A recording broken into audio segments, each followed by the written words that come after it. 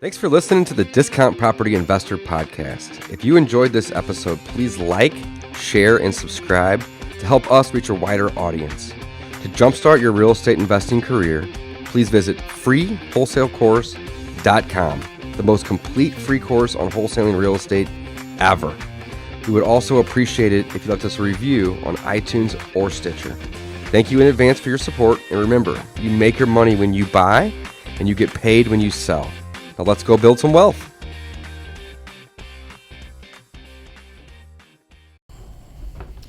All right, guys, welcome back to the Discount Property Investor Podcast.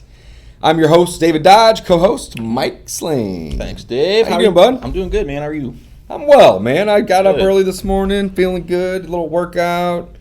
Awesome. I'm rocking and rolling, man. Workout in before starting today? I love it. That's great. I always do that. It makes me feel like I'm not, starting the day off wrong. Just you got that done. It's great. So awesome, man. Well, what are we going to talk about today? We're kind of delving into our shift in topic. So normally we talk about wholesaling. Wholesaling is in real estate is when you purchase a property at a great price and you sell it at a good price and you make a little spread. So that's our normal topic. We love that because it's a great way to start investing in real estate. You learn all the numbers. We've got a free course on that, freewholesalecourse.com. We've got a book out there. We got a book out there now. And that was recently published in Audible, so we're super excited about that. It is on Audible now. Guys want to go, very cool. Very cool. And search for either one of our names is probably the easiest way to bring it up, or the title. Yeah, that's how I found it. I just searched my own name in there. The Ultimate Guide to Real Estate Investing. Yep. Or to the Ultimate Guide to Wholesaling. Real estate. Real estate. Yeah, there we go. Man. Book one. We're coming out with multiple more though. So this is exciting. We really liked it. It was fun to put together and really fun to record the Audible version. So, well, last week we talked about why rentals, and this week we're going to talk about how rentals.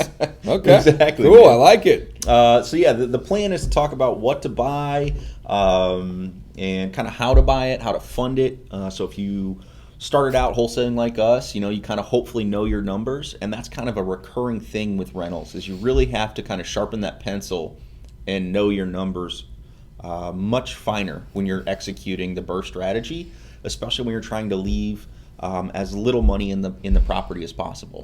And in this market with interest rates low and prices kind of slowly climbing here in the Midwest, we definitely want to leverage our money as far as we can. So we're trying to leave as little possible in the houses and just keep repeating.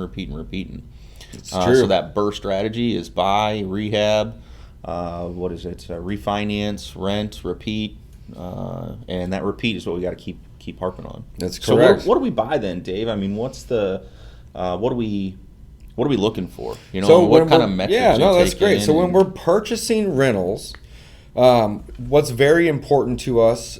Obviously, Mike had mentioned know your numbers, so you need to know your numbers, but also the location. So the location of the property is going to greatly affect those spreads and those numbers.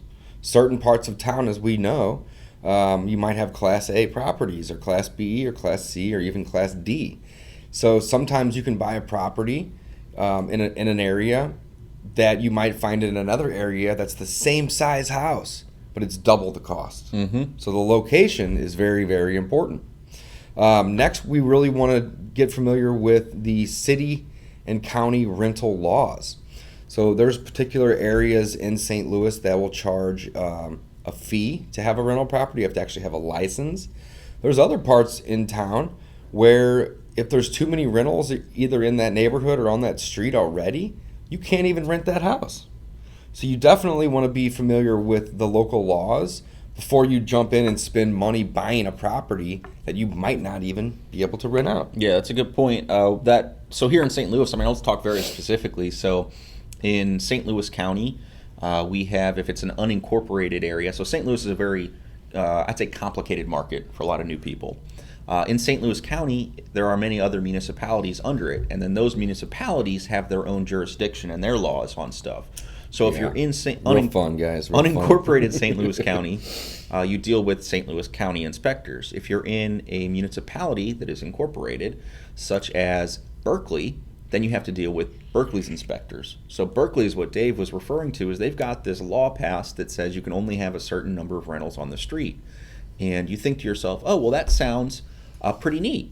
That's a great idea to keep up property values. And, you don't want a whole bunch of tenants moving in that are going to drive down property prices. And that may be the case had Berkeley done this 50 years ago. But the problem with Berkeley is it already is a rental area. It's already turned kind of slummy. So now you're discouraging investors from even buying the property. Well, it's a catch-22. It is. They put the rule into place because the majority of the area was rentals already. And they thought by saying, hey, let's not allow investors to buy here anymore because they don't take care of their properties. Let's make it to where only the owner-occupant, the primary resident, people that are wanting to move into the home and own it can do it. But the problem is there's not that many people in that area that want to do that. Investors are really the only choice. So the catch-22 is they did it because they wanted to make the area better, but the law, in my opinion, is actually making the area worse. Right, and the secondary issue with it is that the property values are probably topping out at around $60,000. Top. So, yeah. Most of them are probably $20,000 to $30,000 properties. So you're not going to get many banks that are willing to lend on $20,000, $30,000 properties. Yep. So there's many areas or many issues with the area, and again, I don't know that they necessarily made a smart move in doing that. But again, that's why it's very important to know your local area pretty well, or not your local area, to know your investing area. So you don't necessarily need to invest in your backyard. If I was in and we'll pick an area here in St. Louis. We'll say if you lived in Ladue and you're looking at $1 million houses, driving by $1 million houses each day, it doesn't necessarily make sense to buy something close to you just because you like that area and you're comfortable with it. You've got to get out of your comfort zone and invest in an area that is going to make sense from a numbers perspective, so that then you can, again, make better cash flow. So it really comes back to that knowing your numbers thing. It's very important. So we're going to invest in areas, in our North County areas, in our South County areas, in some of our West County areas. We can find some good homes where the numbers make sense. So that's very important. So we suggest, again, obviously starting in your backyard, looking your local area, because again, you're going to be more familiar with it. Hopefully, educate yourself. Go out there and attend RIAs and find out where other people are investing. But I do think that's important. So let's talk about the type of property, Dave. If you want to jump in. So location is very important. Type of property is another thing that we're always looking at. So are you buying a single family? Are you trying to buy a multiple family? Knowing what you're looking for in advance is going to help you tremendously. Don't just go out there and just start shopping without knowing what you're doing. So again, you need to know your numbers. So having a bed and bath count, like typically we're looking and searching for 3+ bedrooms with at least 1.5 bathrooms. Those are the best houses for us. If we can get more, great. Do we own rentals that have 2-1? Yes, of course. Do we own 1-1s? No, we don't, because those houses do not make sense. If we come across those, we try to wholesale them or wholetail them, but we're not interested in buying those to keep because they just don't work for us. So you have to have a parameter set for what you're looking for. Okay. So let's dive a little bit into that. So why do 1 bedrooms not work for us, Dave? Well, it's impossible to charge them enough rent to cover the mortgage, the note, whenever you end up buying it, rehabbing it. You got to pay for that. So you have to borrow money to pay for that. And then you have to get all that money back with our strategy, the BRRRR strategy. So you're going to have a very high mortgage after you do those first two steps. Well, the next step is to be able to find a tenant that can pay you at least $200 to $300 more than that. And it's very difficult on a 1 bedroom to get $800 or $900 in rent. Yeah, unless you do a really nice job on it. It's interesting because that kind of even gets into your construction quality, which you'd mentioned, and kind of your construction costs. So a 1 bedroom still has 1 kitchen. That's right. A 1 bedroom still has 1 bathroom. Well, it still has 1 roof too. So it has all of the components, all of the systems, the electric, the plumbing, the water. Exactly. You so name you it. have to repair all those things, but you've only got 1 bedroom. Whereas collecting rent. And a bedroom is relatively cheap in the whole scheme of construction. So the kitchen is the cheapest part. So to have exactly, so to have you can build a bedroom for $8,000, right? You know? So to have another bedroom is very inexpensive. Now you can't add on to a property that cheaply. You can't add a second bedroom on that cheaply. But again, when it's enclosed already, it's very cheap to replace flooring, paint, and a light fixture, or flooring, doors, and so bedrooms are relatively inexpensive to rehab. That's why the one bedroom, the cost of rehabbing it is higher per bedroom essentially. And that's not necessarily the way I look at it, but it's just it's a higher cost to rehab it and only get one bedroom worth of rental. Yeah, when you dollar cost average 2 bedrooms versus one, all your costs are half. Right. So that's why 3-bedroom is is where a lot of investors like to play. Now, that's not to say that 1 bedrooms aren't going to make sense for you. I know, or I've heard of, I don't actually know of the person, but it was a friend of a friend, and they solely invest in 1-bedroom units. Why?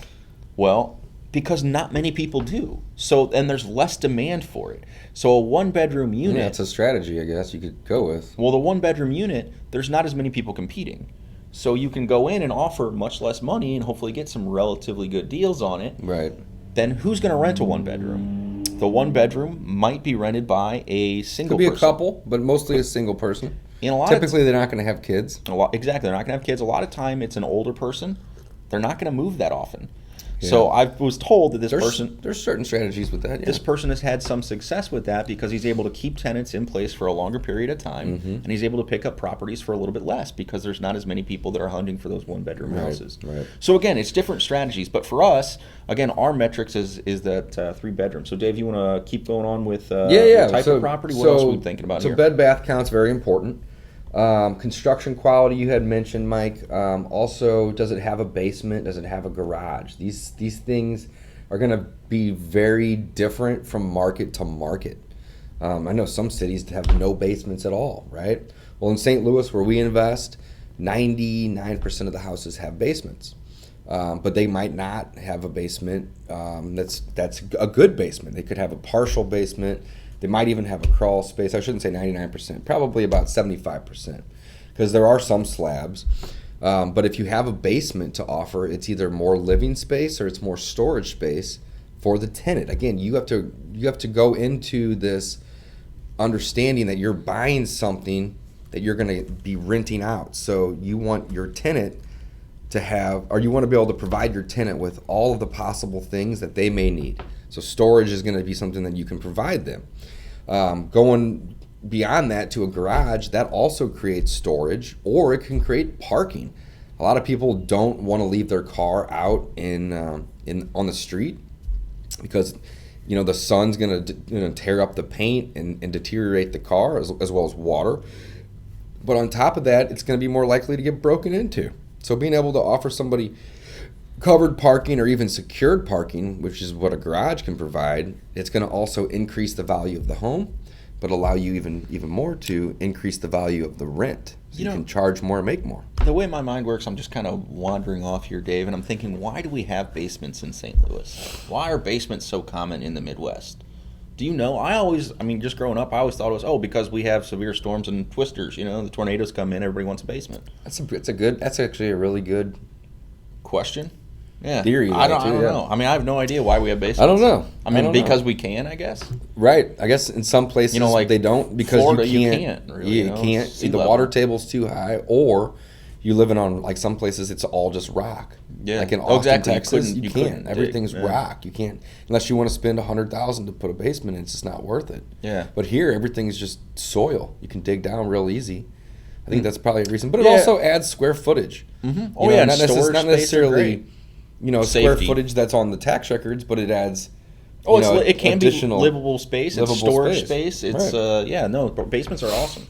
But again, I just kind of, I don't know. I guess you're right. It's probably because we can, and then I guess the storm thing is a little bit of an issue. Absolutely. But so let's circle back though to knowing your numbers. So the last part of what we're looking for, other than location, and then of course type of property.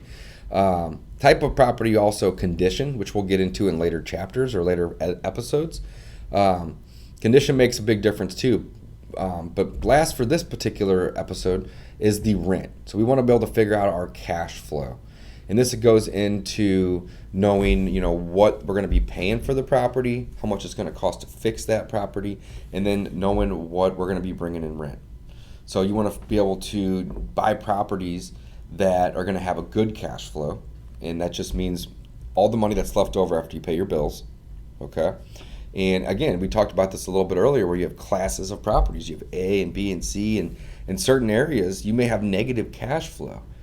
The amount of money that it costs to buy that property for the amount of money that it costs, or that you can collect and rent, could be a negative number.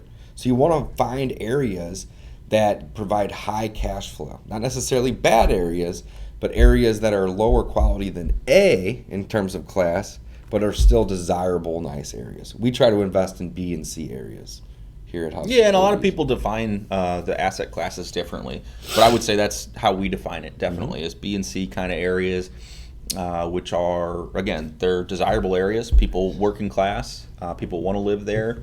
It's a good mix of homeowners and landlords. That way property values stay up, and hopefully you have other landlords that help maintain their properties. And so property values remain stable. So yeah, know your numbers though. The rent estimate, like Dave said, very important. Where can you find that? Well, one of those big players, Zillow.com. Zillow is great for giving you an estimate. An estimate, yeah. Again, it basically pools all the neighborhood people that have posted their property for rent on their own website, and it averages all those numbers. It's actually a pretty good understanding. So then other ways to find it is go out and look for a property for rent. Yeah, that's the best way to pretend find like you're a tenant or somebody looking for a property, and search property management websites. Search forrent.com, places like that. Mm-hmm. I mean, just Google property for rent and your municipality or your zip code that the property's in, and see what's available. Yeah, Zillow is a great tool too. Yeah, definitely. And you want to compare the quality of the insides of that property and the rent on each of those. So yeah, good thing. Cool. So next thing, let's jump into funding your purchase. Okay, so we talked a little bit about what to buy, and we'll recap real quick. So it was location, the type of property, and knowing your numbers, find out the rent, all that stuff. Mm-hmm. Now we want to talk about how to fund your purchase. Okay, so our target audience is usually the wholesalers, but we're going to circle back and kind of talk, from a beginning investor standpoint, how do you get started? So I want to remember that's our audience, but the first way to buy them. That's a good point, Mike. You know what I mean? I always like to try to say, absolutely. hey, if I'm a new guy. Not everyone has a bunch of private lenders just waiting to give them money. Yeah, or $5 million sitting in the bank, and I'll just go buy rentals and then make my money off the cash flow. That's correct. It doesn't work like that, and we realize that. So this is hopefully written a little bit more for the real world. That's correct. So step one would be cash. If you've got a bunch of cash and you're just looking for a high return on your investment, rentals are a great way to do that. Mm-hmm. So again, you can go out there, you can buy cash, you can leave all your money in it, and done. Yeah, pretty easy. Again, right. You invest $100K. We like to see about $1,000 a month for a $100K property. So again, you're going to make 12% return on your investment. Mm-hmm. $12,000. But if you don't have the cash, go meet a banker. All right, that's what banks do. That's how they make money, is they lend it to you. And most people don't have $100K laying around to just go buy a property cash. So cash is the first way you can do it, of course. Bank loans is the second way. And you just need to go talk to your banker. If you have a W-2 job, or you have a job that pays you a salary, that is going to help you tremendously in getting a bank loan. And a lot of people don't realize it, but banks are willing to give 5 to 10 loans to any individual before they want to start seeing a business buying these properties. I think actually the law allows you to buy 10 homes in your own name right now, or the banking requirements, I should say, not the law. But go meet a banker. You can get a bank loan relatively easily to buy a rental property. Maybe even get the amount of money that you need to purchase it and to rehab it from your bank. You won't know until you go ask, so go talk to your bankers.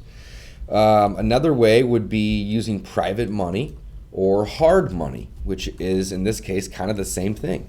But all private money is just somebody that that has money to invest, and they don't want to go out and buy the home. They don't want to manage a portfolio. They don't want to day trade in the stock market. They want to lend it to you at a fixed interest rate.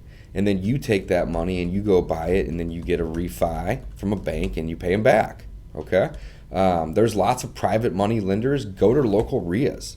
The one I just went to last week, I had 4 or 5 different people hand me a business card and telling me that they are hard money investors, which is a private money investor essentially. So what is hard money? Hard money is a lender that lends on a hard asset. That's it. It's not hard to get. It's just that you have to have a hard asset, aka real estate, in order for them to lend on it. And if you can get it at a good deal and you can show them that you can add value by fixing it and sell it for a profit, they're going to want a piece of that profit. So they're going to give you the money to go do it. It's really, really easy. Mm-hmm. Go to a local RIA. I literally got 4 or 5 people hand me a business card to give me money to go buy a deal at the last RIA that I went to. Yeah, when times are good, money flows, man. Money flows. Especially if you find a good deal. It's everywhere. People are willing to give it to you. So don't have that scarcity mindset. Definitely have that abundance mindset when you're in this business, because there's plenty of deals. Yeah, and then private money 2.0 would be you can create yourself a fund. We have a course on this actually called Savvy Leverage, but you can actually put together up to 25, I think, people's money into a fund and make a business out of it, and then that fund that you control can go buy properties. So lots of ways to fund the purchase. We talked about cash, we talked about bank loans, private money, which is also hard money, funds. What am I missing? Anything else? Transactional funding, but that's not going to really help you with a rental. Yeah, so we said cash, bank loans, private money. You talk about private lenders versus hard money. You talked about it's the same thing, really, essentially. But it's just different, varying interest rates. So again, in private, all hard money lenders are private lenders, in my opinion. Not all private lenders are hard money lenders, though. You need a hard asset. Sort of. I mean, so think about Longhorn Investments. They're pretty big here. They're based out of somewhere in Texas. Mm-hmm. They are a hard money lender, and they are but I would consider more of an institutional investor. You're right. I mean that's bigger. So again, hard money just looks harder at the asset than it does at your credit worthiness. Right. Whereas a private money lender is going to look at whatever they want. It's to each their own. So private money lenders, what I like to think of is like, hey, I've got a rich uncle. Can you lend me some money? Yeah, or maybe you might have grandparents that have a big retirement account. Well, they can lend out of their account to you as well. Exactly. Something along those lines. Exactly. Or a brother or whoever. Anyone. If somebody with money and is, willing to lend you money because they've seen, hey, you're flipping houses, you're wholesaling and you're making some good money, and you're just looking to try to start buying rentals. So again, you've got some experience. You can show them that you're doing this real estate thing. That's it. Yeah. So know your numbers, guys. Always, when it comes to what to purchase, always be looking at your location. Have metrics in place for the type of property, and know what your rents are going to be so you can determine your cash flow. Very, very important. When funding, you have several options. Cash, you can get a bank loan, you can get a private money loan, you can use a hard money loan, or you can even create a fund, which is kind of a more advanced strategy. So that's kind of what it comes to when you're determining what to purchase and then how to purchase it. Anything you want to add, Mike? Let's go buy some rentals. Let's do it, man. Let's go look at some. I'm actually excited to do so. All right, guys, we're signing off. Thanks for listening.